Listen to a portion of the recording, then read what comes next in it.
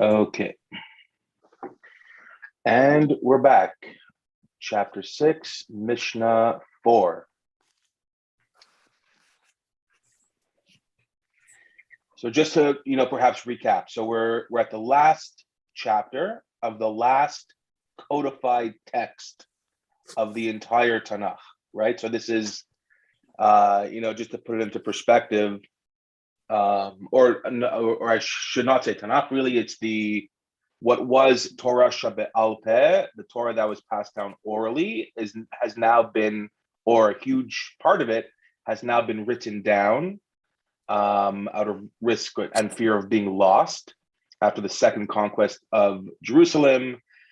People are being scattered. The rabbis that we now read about are in caves, hiding, and still teaching, and still really wanting to transmit Torah. And now you sort of get the sense that these are the very final Mishnahs that will be included. So there seems to be a sort of randomness about it, but I don't think anything is ever truly random.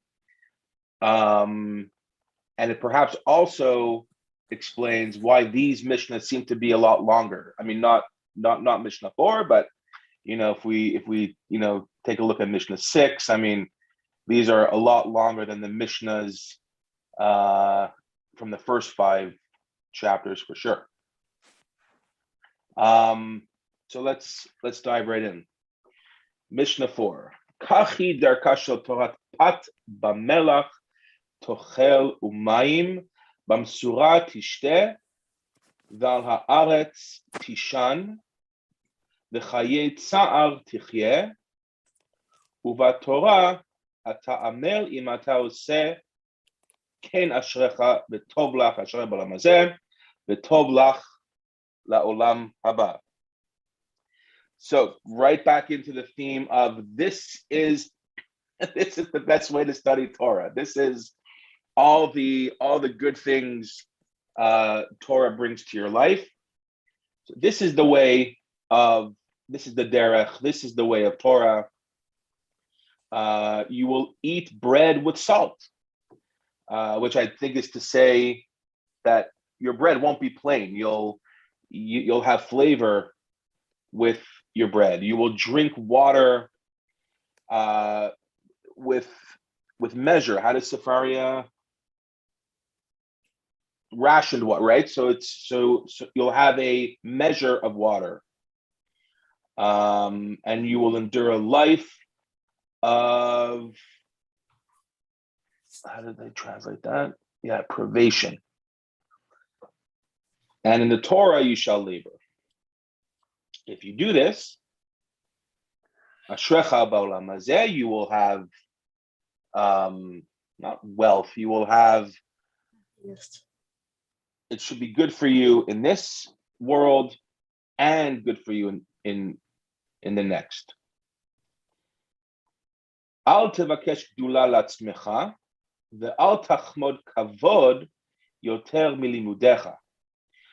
Don't ask for greatness for yourself, and don't covet glory more than you've learned, right? So don't show off. Aseh ve'al titaveh l'shulchanam shel tsarim sheshulchancha gadol. Oh, I see. This is very interesting. My Mishnah has 4 and 5 in the same Mishnah. Look at that. So interesting. I'm just looking. Privation means scarcity, right?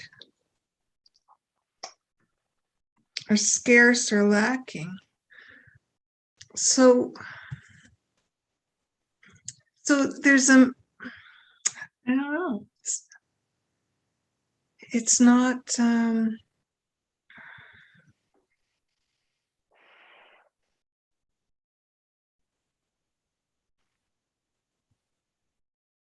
right. So you think that would be the opposite?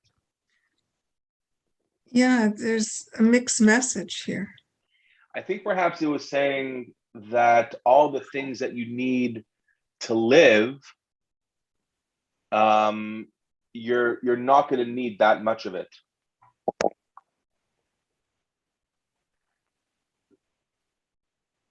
But it does seem like it's going to be. Let's see if I have a comment here.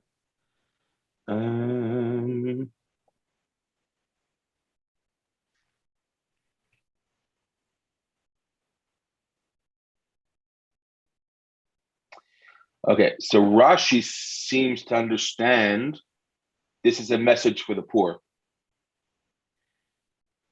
Rashi understands this Braita as an injunction for the poor not to forsake the study of Torah by using poverty as an excuse. He does not see it as advice for the wealthy to give up their wealth as a condition for study.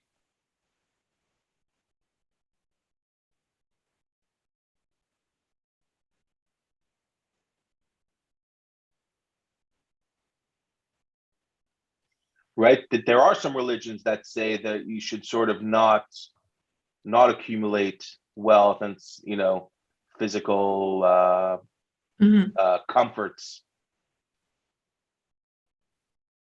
But I think Judaism teaches that that there's nothing wrong with acquiring things, but it should be for the sake of Shemayim also. You should have a big house if you're going to have a lot of guests over, and a big family. And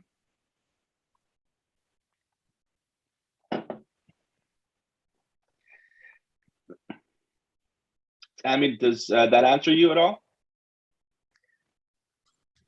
I guess it's an explanation. Right. Interesting about the use of salt, because during salt at one time was a form of payment, right? And salt was something that was desired, right? Mm-hmm. So interesting. I mean, it says "B'chayei tsa'ar tichyeh." It's pretty blunt. Yeah. Very interesting that my edition has the two Mishnahs as one. Al tivakesh gdula latzmecha ve'al tachmod kavod yoter v'limudcha aseh. Don't seek greatness for yourself, and don't covet honor. Practice more than you learn. Ve'al titaveh l'shulchanam shel malachim. Don't long for the tables of kings. Sheshulchancha gadol mishulchanam.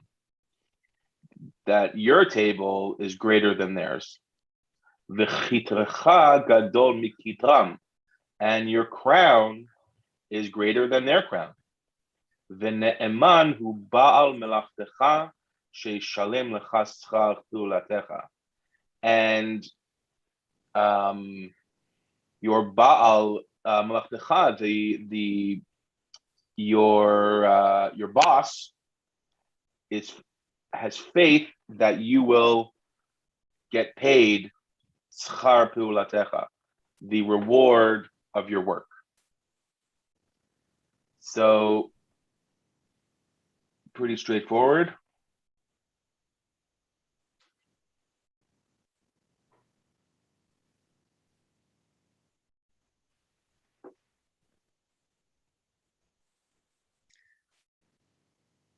You know what? I just got reminded of this famous story. Who was the king? The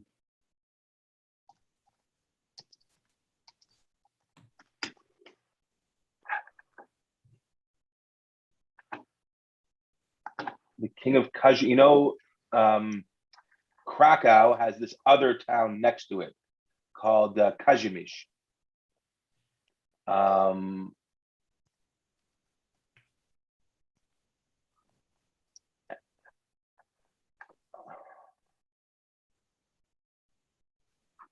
And one of the kings married a Jewish woman.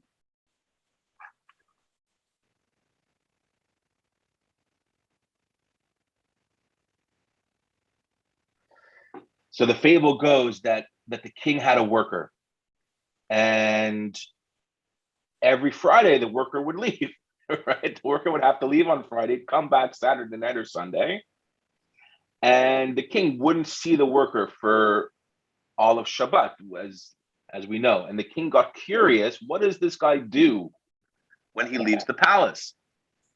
So the king follows him back to his house. And when he looks in the window, I mean, you can only imagine it's, a humble home. But when the king looks in, he sees a beautiful table set with candles and nice bread on the table. And everyone puts on white shirts and looks, and the king says, I too want this. And as a result, the king ends up marrying a young Jewish woman named Esther. I think this is 13th century. And the Jews at that time lived well under this king. I don't know if the king ever actually kept Shabbos, but he got it. I would love to investigate if that's fact or fiction, but it's a nice story. Mm.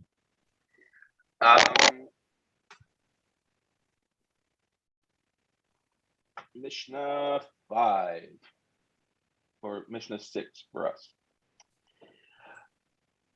Gdola Torah yoter min hakeuna umin hamalchut. So Torah is greater than the priesthood and the crown. Shal malchut nikneit bishloshim ma'alot. Kingship is acquired with 30 tasks, traits. There's 30 prerequisites to be a king. V'hakeuna b'24, and the priesthood there's 24. Let's see how Sephardi translate this. 30 stages. So there's 30 things you have to either be or do to be a king, and 24 to be a kohen. Right? Of course, the first one is you need to be born into the right tribe. והתורה נקנית ב-48 דברים. But the Torah is acquired by 48. Oh, it's not where I thought this Mishnah was going, but maybe it'll change. Torah, you need 48 things, and these are them. The Talmud, with study, b'shmi'at ha'ozen, by listening, ba'arichat tzvatayim, with proper speech, b'vinat halev, an understanding heart, b'sichlut halev, by a wise heart, be'ema, ema is like awe, yira is fear, anava is humility, simcha is joy, tahora pureness, b'shimush chachamim, using the sages, b'dikduk chaverim, by being very, very critical with friends. Ubepilpul hatalmidim. Pilpul is this idea of like give and take, arguing, chavruta study. B'yishuv, you have to sit. B'michal, you have to read. B'mishnah, you have to teach. B'miut schorav. Marilyn, this one's for you, with very little sleep. B'miut derech eretz. By a I don't think that it means what we think it means. I think it means little speech. Derech eretz is sometimes when you're when you're going by the way of the land, minimum of chatter, a minimum of pleasure, a minimum of frivolity, by a minimum of preoccupation with worldly matters. Let's see what the Hebrew tells us. B'miut derech eretz, b'miut ta'anug, b'miut shena, little sleep, b'miut sicha, little speech, b'miut tzchok, little bit of joking around.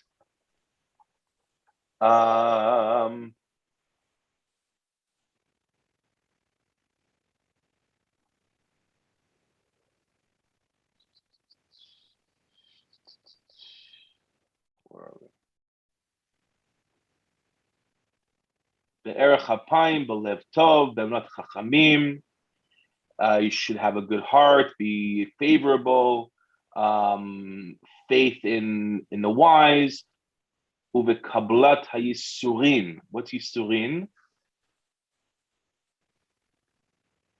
What is yisurin? By acceptance of suffering. That makes sense. Sure.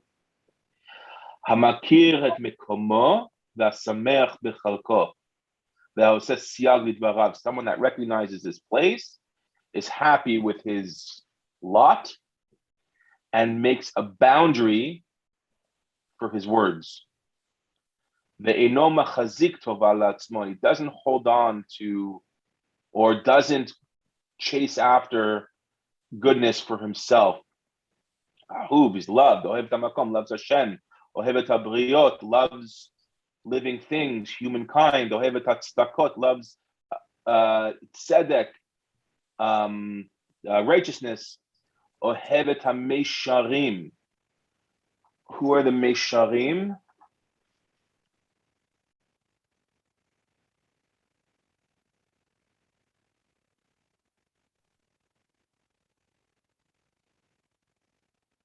Who loves reproof. Anyone know what reproof means? I'm going to look it up.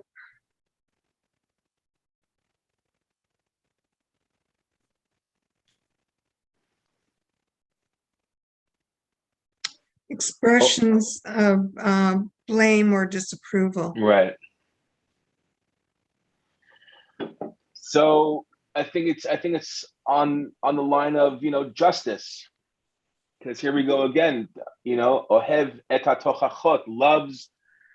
I don't think it's telling us that we have to love rebuke, but we have to sort of love this idea of tshuva and of fixing. Mitrachek min hakavod, distances from kavod. I think that means really does not chase kavod. Velo megis libo b'talmudo, does not megis, does not let his heart become swelled on account of his learning. Someone who does not delight in giving legal decisions. Noseh be'ol im chavero, who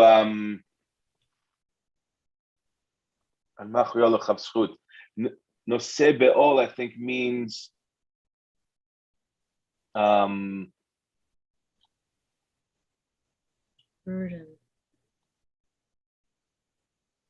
Shares the bearing of a burden with his colleagues, and who judges with the scales weighted in his favor, who leads him on to truth, who leads on to peace, who composes himself at his study, who asks and answers, who listens to others and himself adds to his knowledge, who learns in order to teach, who learns in order to practice, who makes his teacher wiser. Who is exact in what he has learned, and who says a thing in the name of him who said it. Thus you have learned, everyone who says a thing in the name of him who said it brings deliverance into the world, as it is said, and Esther told the king in Mordechai's name. So this is a huge lesson, and if you learn Gemara, something that the rabbis really are very strict about. Amar Rabbi Yehuda, Amar Rav. Rabbi Yehuda says in the name of Rav, ... and it's often even 3 or 4 names. I heard it from this guy, who heard it from this person, who learned from his ... So it's a very important step that I think we all agree with. So, not sure if anyone counted, but was that 48? So I think the point of this Mishnah is anyone can achieve these things. Even though there's 48 steps, anyone could do it. Whereas opposed to the Malchut and Keuna, where you need to be, they're like more exclusive. Which is why I think it's saying greater is learning Torah.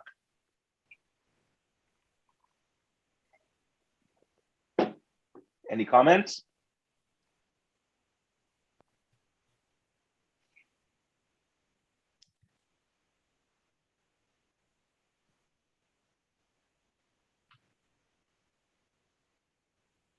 It's looking for the ideal person, right? But it's very narrow because you can't be this and you can't be that. It's like there's a derech, there's a certain path, right? It can't be what? Well, there's some of the negative plus some of the positives, right? Right.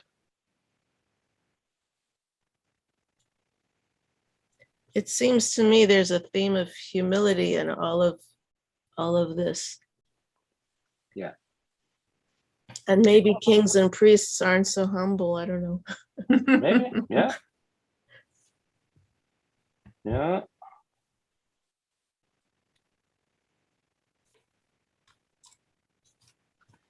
I like this one, who takes no credit for himself.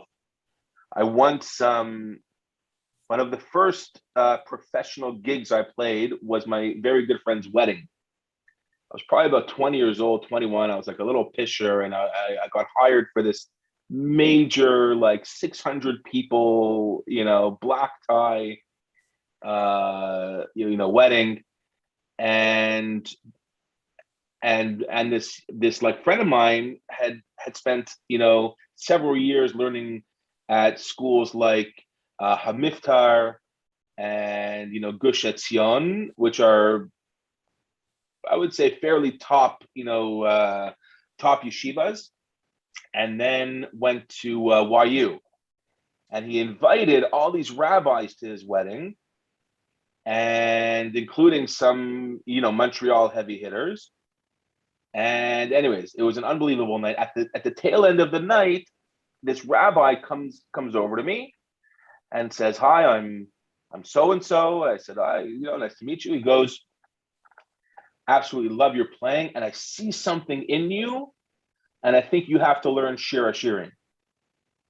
And I said, that sounds great. And he says, "How would you like to learn it with me?" I knew exactly who I was talking to, and I said I would absolutely love that. So we started what he called a chavruta, and I call a shir, because he was saying that we were learning together, and no, he was teaching me, and we met every Friday for about a year and a half, and we learned Shir Hashirim from a book that his friend had written. It was a commentary on Rashi's commentary on Shir Hashirim. And I remember, several months. I mean, first of all, this guy's an educator. He was, one of the top rabbis at Yeshiva Gedola, and he was so like a few weeks in, I commented and I said, I'd love to pay something for this class, like if there's any type of tuition, I don't know. And he was like, God forbid. And I'll never forget what he said. He goes, God gave us the Torah for free, and it's our job to give it on for free. And he's like, thank God I have a job and I have parnasa. He's like, Torah is free. And it just 24 years later, that comment really stuck.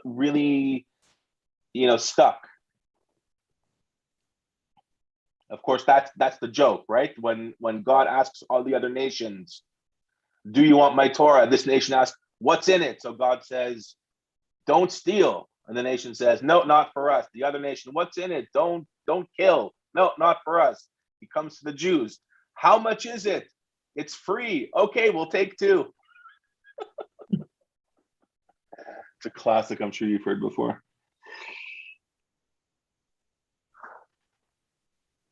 Okay, where are we here? 7. Do we have time for one more? Yeah. Okay. גדולה תורה שהיא נותנת חיים לעושיה בעולם הזה ובעולם הבא. So there is no mistaking what the rabbis are trying to get across here. Studying Torah is the best thing ever. Great is Torah that gives life to all who leoseha, that do, and I love the use of that word. It's not limudeha. It's not right. You have to do Torah. In this world and in the next. Shneimar from Mishlei, ki chayim hem lemotzehem ulechol b'saro marpeh. That gives life to those that find it, and healing to all b'saro, to all their flesh, literally. Ve'omer refiyut tihi l'sharecha v'shikui latzmotecha. It'll be a cure for your navel, v'shikui latzmotecha, and marrow for your bones. And it keeps on, and these are all quotes. Ve'omer eitz chaim hi l'machazikim ba. That's very familiar to us, but tomchea meushar, it's a tree of life to all that grab hold. Betomchea meushar, and those that hold have wealth. Ve'omer ki liviyat chen hem leroshecha ve'anakim legargerotecha. And it's a wreath of grace, of chen, upon your head, ve'anakim legargotecha, and a necklace for your throat. Titein leroshcha leviat chen ateret titeret timagnecha. Not sure what timagnecha means, but it will be a wreath of grace and a crown. Tiferet, what's timagnecha? A glorious diadem. What is a diadem? Tiara, I believe. What is it? Tiara. Oh, tiara, okay. ואומר, כי וירבו ימיך ויוסיפו לך שנות חיים. ירבו ימיך, you will have length of days. ויוסיפו לך שנות, you will have added years to your life. אורך ימים בימינה בשמאלה, עושר וכבוד. In your right hand is a length of days, in your left hand riches and honor. ואומר, כי אורך ימים ושנות חיים ושלום יוסיפו לך. For the, again, orach yamin, shnot chayim, shalom, peace, yosifu lach will be added to you, and derachea, darchei noam, bechol netivotea shalom, the path will be one of noam, it'll be pleasant, bechol netivotea shalom, and everyone will have peace. And then we put the ark back in the Torah back in the ark, and it's time for Musaf. So a Mishnah full of quotes from Mishlei. Dola Torah. Studying Torah is great.